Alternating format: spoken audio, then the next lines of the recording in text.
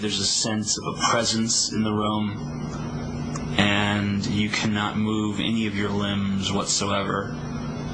So, of course, when you combine tingliness and the feeling of a presence, usually a menacing presence, and the fact that you cannot move, you are utterly defenseless, that can be quite disturbing. Luckily, I haven't experienced that in a while now. I do have sleep paralysis, and it's horrible, and I've only recently discovered that a lot of other people have it, and I'm trying to work out what it really is. So if there's any medical people out there and you want to give your explanation, for those that don't know, for me, sleep paralysis is when I wake up in my body. I can't move, but I'm still able to dream, so it feels like I'm hallucinating. Sometimes I can just barely open my eyes just a little bit, so that makes it worse. It feels like these things are happening to me. If I'm having a dream that something is in the room with me, if it starts grabbing my arm or something like that, then I can feel it. It feels very real because it's like I'm half asleep, but I am actually awake. So if there's the TV on in real life, I can tell you what was being said on the TV at the time I was having it, or if there's a couple in the room talking, I could tell you what they were saying. That's very frightening, and it's kind of like when someone says, don't think of pink elephants. When you get sleep paralysis, when you suddenly realise you're paralysed, you start going, no, don't think of anything scary. But of course, as soon as you start thinking that, scary stuff begins to happen. So it's very horrible, and I think it affects a lot of people, a lot more than would dare to even. I think some people don't even like to talk about it. But I've conquered it now. I can talk about it. And yeah, I had it. I get it in bouts. Sometimes I have it every night. Sometimes I haven't had it for a month or so. The last time I had it I think it was Monday or maybe Tuesday, and it was just the same sort of scenario. I'd fallen asleep maybe a couple of hours, maybe a bit less, and I woke up, knew where I was in my bed, couldn't move, could see a shadow on my wall, which was a real shadow because I could just open my eyes enough to see it. But then this thing appeared next to me. I could see its shadow cast on the wall. It was like sort of like a Grim Reaper type figure. Started saying to me in a very low voice, told me a date that I would lose my life. And at the time I thought it meant like right now.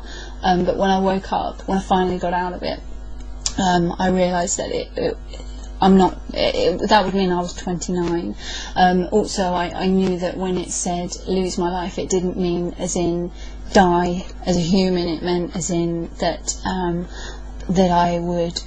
In the Bible, it says if you lose your life for Christ's sake, you'll gain it. And I think if you keep your life for your own sake, you lose it. I don't know the exact quote, but similar to that. So I feel that it wasn't to do with me dying in some tragic accident or something. It was more to do with me at 29 losing my faith and losing my salvation, which is complete rubbish because Jesus says he won't leave you or forsake you. But these are things that they're probably fears that come out in people's sleep paralysis. I'm just going on and on and on, aren't I? Sorry. Okay, so anyway, that's my sleep paralysis diary. That was just a few days ago. And if I have any more, I shall let you know. I know a lot of people out there have had sleep paralysis. And those of you who don't, and those of you who are interested, want to be watching this movie, happens to me from time to time. So what will happen is, I'll wake up and I'm unable to move, and I'm unable to talk. I can't move or talk. And I feel this pressure on my chest. It's this pressure just pressing on my chest, and I can look around with my eyes, roll my eyes, but I'm just paralyzed. And there's been, on some occasions, I was able to move my head back and forth like that, but I couldn't do anything else. And sometimes, or on most episodes or attacks of sleep paralysis I would have, I would be extremely scared, and my heart would be just beating like crazy, just pounding, just like crazy. I'd just be freaked out, frightened while it's happening sometimes, and not all the times that would be that way though.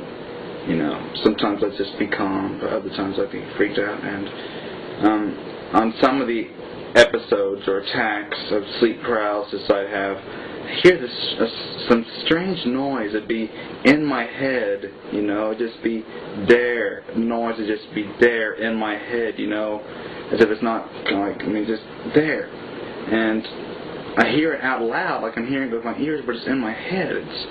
And there's this one time on an early sleep paralysis episode,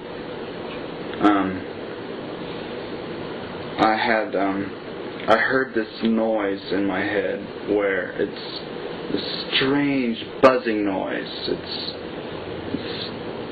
It's not just simply like a buzzing noise. It's complicated. It's very complicated noise, very weird sounding buzzing noise. It's just weird, and it was varying in pitch, and it would slowly go up higher in pitch, and almost, let's say here's a top pitch here. It'd start at a low pitch, and it would be going, raising up.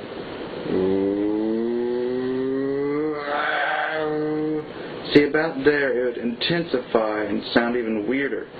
It would start out, it was weird sounding in the first place to start out, but for a certain moment there, it would intensify, and then it would go back to normal as it goes back to the top, and then it would go back. It'd be an intense moment at that certain point, and then it'd go back, you know, like, ooh, and it would do that up 3 times, and then on the 3rd time it stayed at the intense spot, and the whole time I heard the noise, I was unable to move or speak.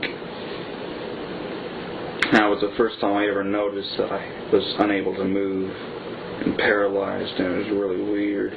After it happened, I was like, oh, whew, man, what was that? It was weird. I mean, and there was another time it happened to me, and I woke up and I heard the sound of little children laughing every once, like every few seconds I'd hear the sound of like maybe three children laughing, you know. They weren't evil laughs, they were just kind of joyous, happy, playful laughs, you know, of little children, you know. And it was just weird though. I mean, and I would get just kind of a little frightened each time I hear the laughing, and it's weird, and I couldn't move and stuff. And then another time it happened to me, I woke up and I couldn't move, of course, and this was later, a later time, like weeks later, where I heard the same voices that composed the laughing in that earlier episode, yet it was just in a steady hum tone. And I hear those like 3 voices making a tone, and just each time I heard that, it just freaked me out. I mean, I was already that time heart pounding like crazy, and I was just, each time I heard the sound, it just freaked me out even more. That was my scariest sleep paralysis episode or attack. And that was on October the 26th, 2006. And so later on, after I could move after that, I got up and I watched some of my home videos I had made, you know, and I listened to some music from my reel to reel, and to, you know, to calm me down and stuff. And then I got back in bed, and I was in bed for a while listening to the music some more, you know. And then finally I went to roll up the covers over my feet to kind of warm them, you know, so you could feel comfortable in the covers. And I looked over there, and I saw this white kind of